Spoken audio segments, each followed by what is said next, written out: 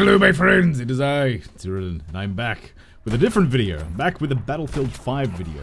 You're probably wondering, why the hell am I doing a Battlefield 5 video? Well, I can tell you, fair people, that I was presented with a very unique opportunity last week in Sydney, Australia, for those of you playing globally, to attend a producers tour, which is basically a hands-on first sort of look at the new war stories that were being showcased off in Battlefield 5, and I jumped at the opportunity because I'm a massive Battlefield fan. I've been playing Battlefield since 1942, all the way back when, and it is still my favorite war series of all time. Sorry, Call of Duty, you were just... Battlefield. Battlefield is it for me. I remember playing this on LAN as a kid and just having so much fun. Maps like the Battle of Kursk and the Battle of Britain, just good maps, man. I had so many good memories of this game. But yeah, so I could not pass up this opportunity to head down to Sydney and actually try out the new Battlefield 5. I had my reservations, as I'm sure a lot of you do about this game, but I promise you guys that you will do a complete 180 once you get to play this thing for yourself.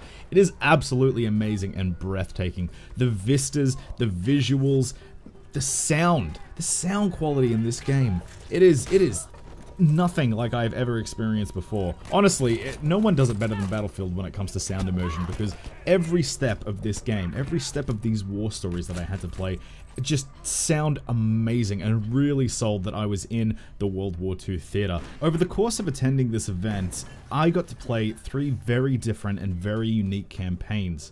So I was basically presented with the full campaign for the Nordlies war story, which is basically a war story about the Norwegian resistance during the German occupation in World War II, and it was very, very unique. I'm not going to do... There's going to be no spoilers in this. It kind of blew my mind, and the reason it blew my mind is because it set my expectations unrealistically low and surpassed them by the end of this campaign. It was amazing. I mean, the very, very end of it, I got goosebumps. Like, I shit you not, I got goosebumps, and I thought it was amazing. I really wish I could tell you more about the Nordlies campaign, but I can't. Oh, you guys are gonna have to play it. It's friggin' amazing.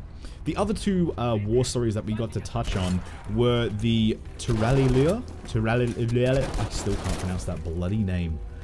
Basically, you play as the colonial French forces in the second Allied invasions that took place in the south of France. Now, you're probably thinking, what second invasions? There was only one, it was Operation Overlord.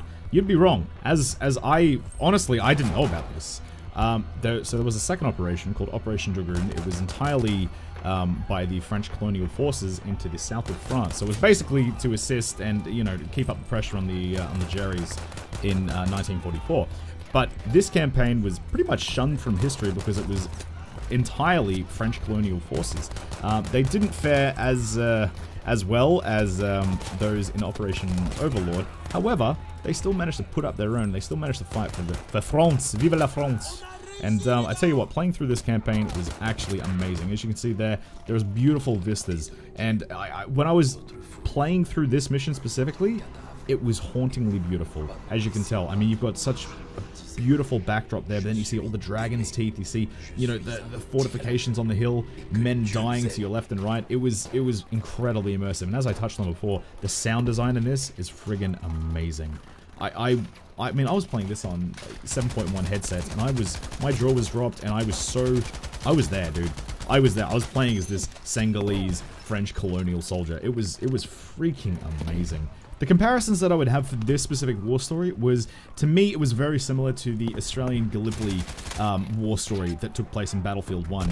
It was basically about a bunch of underfunded, underprepared, ill-equipped soldiers fighting for their empire, and really facing insurmountable odds and overcoming those odds. I mean, I think, honestly, I had the most fun with this campaign because it did have that real underdog feel, like, hey, you're taking on the big dog, and they have better shit than you, and guess what? You're basically meat to the grinder.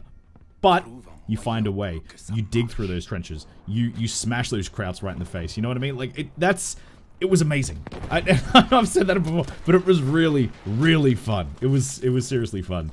Alrighty, so the last campaign that we got to play was called No Man's Land, and it was basically a British campaign about the origins of the Special Boat Service. So, to those of you who are wondering, well, what the hell is the Special Boat Service? Basically, it's the Marine or Naval equivalent of the Special Air Service, and we've all heard of the SAS.